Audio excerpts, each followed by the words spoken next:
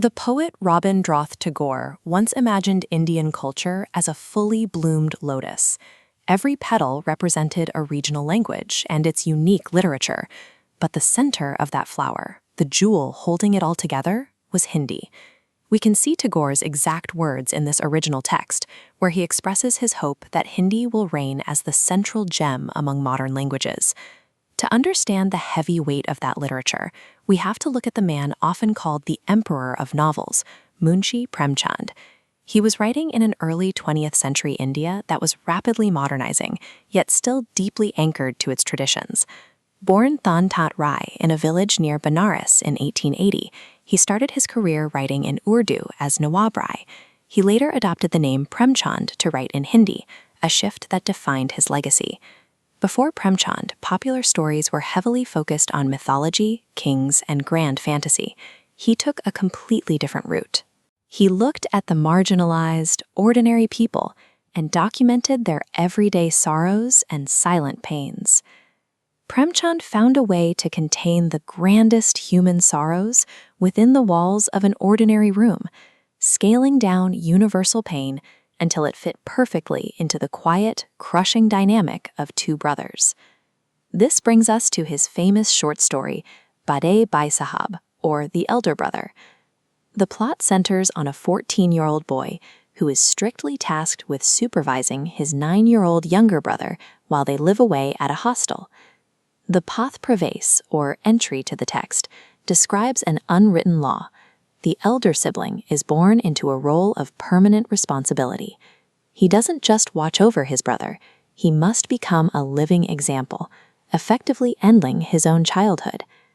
To maintain this image of deep intellectual superiority, the older brother employs a unique academic strategy. He intentionally takes 2 to 3 years to pass a single grade, claiming he is building a solid foundation for a magnificent educational palace. But the reality is much darker. The constant pressure to be perfect exhausts his brain. He isn't actually learning, just paralyzed by immense, relentless stress. When his mind finally breaks, his notebooks become evidence of his mental fatigue. He fills the margins with obsessive drawings of dogs, birds, and cats. The text captures his bizarre descent into nonsense. He writes word compositions with absolutely zero meaning, stringing together things like Special, Amina, Brothers, and Radhesham, Shri Radhesham, over and over for hours, just to look incredibly busy. For the older brother, studying is a performative act.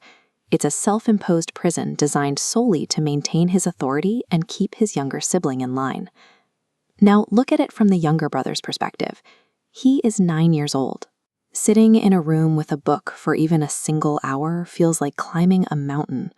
Outside that oppressive study room is everything a child actually wants. The green grass, the sharp physical cuts of a football or kabaddi match, and the flying of paper butterflies into the sky. So he sneaks out. But every time he returns, he faces an absolute wall of guilt and a terrifying, predictable scolding from his older brother. We see the exact arguments used to induce that guilt in the text. The elder brother lectures him, warning that English isn't a joke that anyone can learn, and berates him for wasting their grandfather's hard-earned money on play. Desperate to avoid another lecture and alleviate his guilt, the younger brother attempts a deeply flawed solution. He sits down to draft the ultimate, unbreakable study timetable. The brutal schedule he creates leaves no room to breathe. Up at 6 a.m., wash, eat, and hit the books. English, math, and history run continuously until 11 p.m. There is one glaring omission in this plan. The category for playtime is completely erased. Naturally, the plan falls apart immediately. On the very first day, the fresh air and allure of playing outside easily shatters the rigid schedule. You cannot contain a childhood inside a spreadsheet. When you enforce the extreme, unnatural rigidity on a child, you guarantee an equally extreme rebellion. If we step back and reevaluate the elder brother, the perspective shifts. He isn't a villain, and he isn't a tyrant. He is a child trapped by the societal demand to be a flawless example. To protect his younger brother and uphold this impossible ideal, the older brother has to sacrifice his own youth. As the story notes, his childhood completely vanishes. This is how Premchand elevates a simple domestic squabble into a sharp cultural critique. He uses two kids in a hostel room to show how intense educational pressure suffocates natural joy. Premchand was critiquing a system where achievement was measured by how much a child could endure, not what they could understand. It's a pattern that persists whenever a grueling schedule is mistaken for a solid foundation, leaving us to wonder if we've really stopped asking children to trade their curiosity for a flawless timetable. True growth requires the physical and mental space to play. Rigid expectations rarely build a solid foundation. Instead, they crush the exact potential they are trying to nurture.